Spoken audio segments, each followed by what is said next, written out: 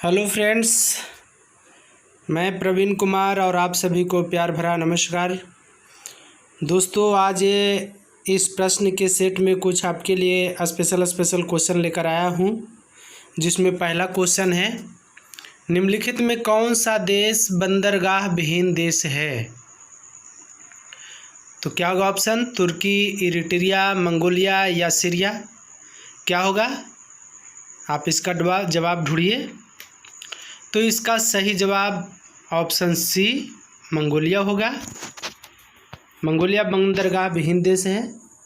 इसी प्रकार से दूसरा क्वेश्चन, निम्नलिखित में से कौन सा देश कॉमनवेल्थ खेलों का हिस्सा नहीं है? संयुक्त राज्य America, Canada, option C Australia, option D Nigeria. कौन होगा इसमें से सही जवाब? तो इसका सही जवाब होगा कॉमनवेल्थ खेलों का हिस्सा संयुक्त राज्य अमेरिका नहीं है। तो इसका सही जवाब ऑप्शन नंबर ए। इसी प्रकार से नेक्स्ट क्वेश्चन, जल राशि जो स्पेन एवं फ्रांस दोनों के ही साथ तटीय क्षेत्र बनाती है वह क्या है? वह कौन है? नॉर्वेजियन सागर, कैस्पियन सागर, बोथनिया की खाड़ी या बिस्के की खाड़ी? क्या होगा इसका सही जवाब? तो इसका सही जवाब बिस्के की खाड़ी है, जो स्पेन एवं फ्रांस दोनों के साथ ही तटीय क्षेत्र बनाती है। नेक्स्ट क्वेश्चन, ट्यूरिंग अवार्ड किस क्षेत्र से संबंधित है? पर्यटन के क्षेत्र में, या सिनेमा के क्षेत्र से, या कंप्यूटर विज्ञान एवं एआई के क्षेत्र में से, या कला के क्षेत्र से? क्या होगा इसका सही जवाब? तो ट्यूरिंग अवार्ड कंप्यूटर विज्ञान एवं एआई के क्षेत्र से संबंधित है। इसी प्रकार से नेक्स्ट क्वेश्चन कहता है, पुंगानूर एक नस्ल है। पुंगानूर एक नस्ल है किसकी? हाथी की, बकरी की, गाय की या भैंस की? तो मेरे प्यारे दोस्त, पुंगानूर एक नस्ल है गाय की, जो प्रतिदिन 100 लीटर दूध दिया करती है। इस गाय का लगभग दाम जो है, कीमत है 12 करोड़ रुपया है। ये आंध्र प्रदेश में पाया जाने वाला गाय है। तो कौन सा नस्ल है?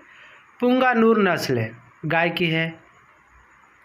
नेक्स्ट क्वेश्चन कहता है कि अरुण 3 जल परियोजना निम्नलिखित में से किस देश में स्थित है? भारत में, भूटान में, नेपाल में या श्रीलंका में? तो अरुण जल 3 परियोजना जो है नेपाल में स्थित है, जो भारत एवं हिमाचल प्रदेश के सहयोग से निर्माण कराया गया है। ये सतलज नदी के जल से अपना जल प्राप्त करता है। इसी प्रकार से नेक्स्ट क्वेश्चन, हिप्पोकैम्प किस ग्रह का चंद्रमा है? हिप्पोकैम्प किस ग्रह का चंद्रमा है?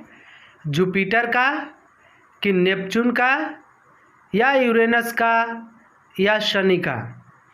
तो हिप्पोकैम्प किस ग्रह का चंद्रमा है? तो हिप्पोकैम्प नेपच्यून ग्रह की चंद्रमा है। किस ग्रह की चंद्रमा है? नेपच्यून ग्रह की चंद्रमा है। हिप्पोकैम्प नेपच्यून ग्रह की चंद्रमा है। इसी प्रकार से नेक्स्ट क्वेश्चन, रंगाथिट्टू पक्षी अभयारण्य किस स्थित है? किस राज्य में?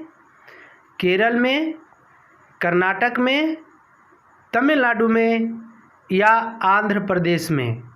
रंगाथिट्टू पक्षी अभयारण्य किस राज्य में स्थित है? तो रंगाथिट्टू पक्षी अभयारण्य कर्नाटक राज्य में स्थित है। किस राज्य में स्थित है? कर्नाटक राज्य में स्थित है। इसी प्रकार से मेरे प्यारे दोस्त, नेक्स्ट क्वेश्चन की ओर चलते हैं हम लोग। और नेक्स्ट क्वेश्चन क्या कहता है, भारतीय संविधान के कौन से अनुच्छेद के अनुसार उपराष्ट्रपति राष्ट्रपति के रूप में कार्य अथवा उसके कृत्यों का निर्वहन कर सकता है? अनुच्छेद 62, अनुच्छेद 63, अनुच्छेद 64 या अनुच्छेद 65? तो भारतीय संविधान के अनुसार उपराष्ट्रपति राष्ट्रपति के पद का निर्वहन अनुच्छेद 65 के तहत कर सकते हैं। किस अनुच्छेद के तहत? तो अनुच्छेद 65 के तहत। इसी प्रकार से next question, milk of magnesia का पीएच मान कितनी होती है?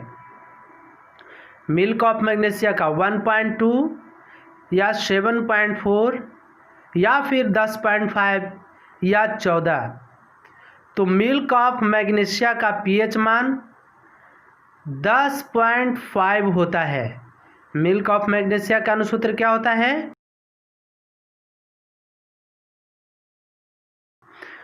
इसी प्रकार से नेक्स्ट क्वेश्चन, 10 रोजा पत्रिका राष्ट्रीय आंदोलन के दौरान किसने प्रारंभ की थी? तो 10 रोजा पत्रिका राष्ट्रीय आंदोलन के दौरान खान अब्दुल गफ्फार खान ने प्रकाशित की थी। इन्हें फ्रंटियर गांधी के नाम से भी जाना जाता है और इनका एक और उपनाम है जिन्हें सीमांत गांधी के नाम से भी जाना जाता है। इन्होंने जो है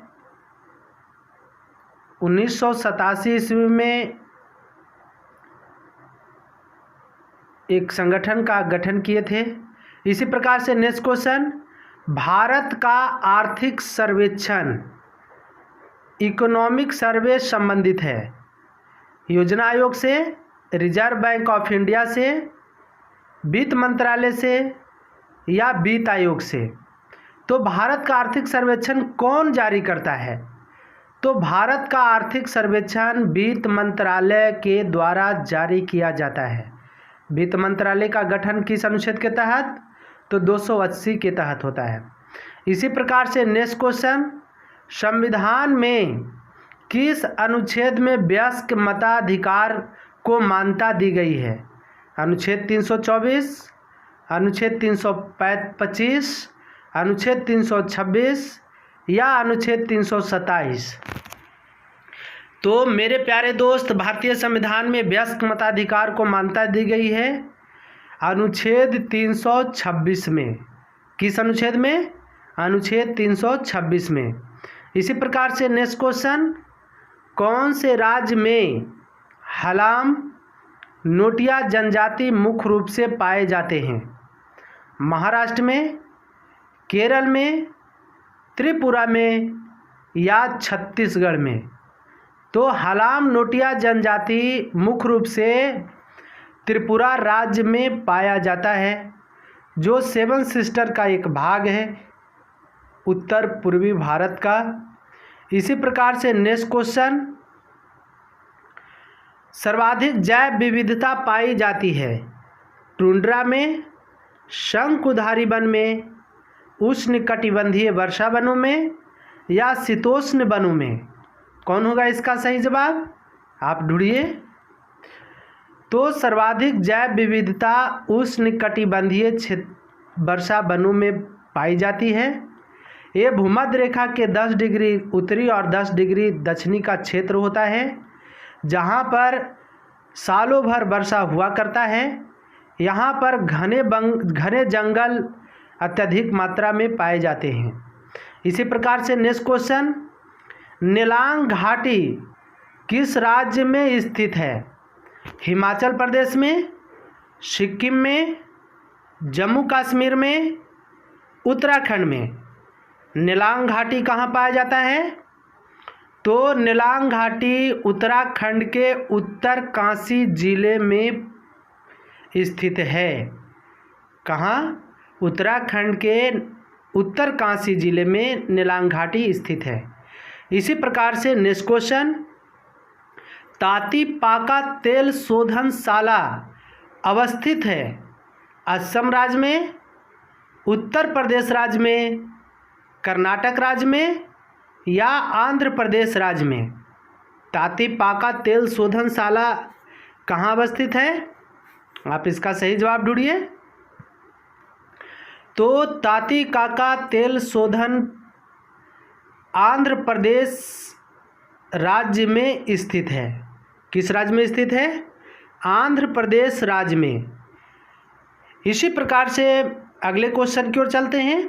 अगला क्वेश्चन कहता है कि निम्नलिखित में से किस मुगल शासक ने लाला कलावंत से हिंदू संगीत की शिक्षा ली?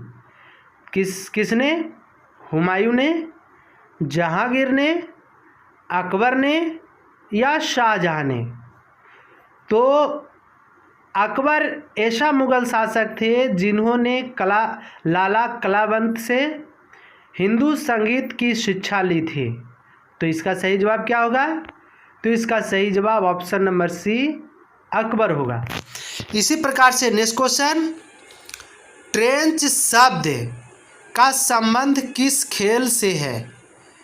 ट्रेंच शब्द का संबंध किस खेल से है? आपको इस प्रश्न का जवाब हमारे कमेंट बॉक्स में आपको देना है। आप हमारे कमेंट बॉक्स में लिखकर इस प्रश्न का जवाब दीजिए कि ट्रेंच शब्द का संबंध किस खेल से है। आपके लिए इस प्रकार का 2 क्वेश्चन लेकर आया हूँ, जिसका जवाब आपको हमारे कमेंट बॉक्स में ही लिखना है। देखिए नेक्स्ट क्वेश्चन, रैयतवाड़ी व्यवस्था किसने विकसित की थी? थॉमस मुनरो ने, एडमंड बर्क ने या होल्ट मैकेजी ने या लॉर्ड डलहौजी ने?